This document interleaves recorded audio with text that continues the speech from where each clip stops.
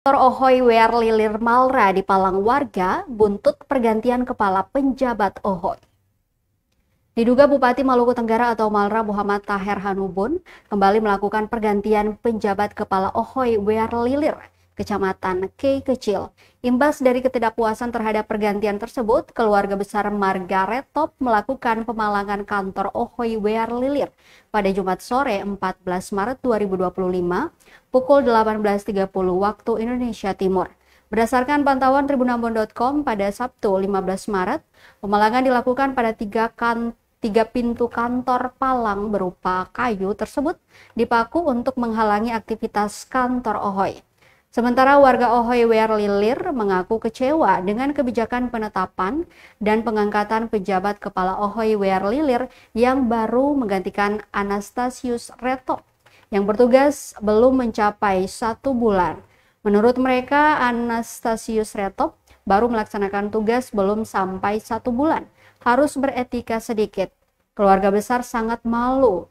Untuk diketahui, PJ Kepala Ahoy Wear Lilir, Anastasius Retop, diangkat sebagai penjabat Kepala Ahoy Wear Lilir oleh penjabat Bupati Malra, Samuel Huwae, tanggal 2 Februari 2025. Namun kembali diganti sepihak oleh Bupati Malra Muhammad Taher Hanubun.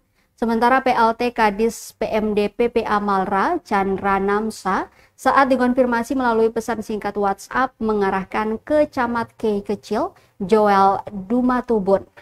Sedangkan Anastasius Retop, salah satu sesepuh Margaret Top, saat dikonfirmasi tribunambon.com di kediamannya, sedang tidak berada di tempat. Berdasarkan informasi yang beredar di kalangan warga masyarakat Ahoy Wear Lilir, PJ Kepala Ahoy Wear Lilir yang baru Yosret Tobian diangkat SK Bupati Malra menggantikan PJ Kepala Ahoy Wear Lilir Anastasius Retop.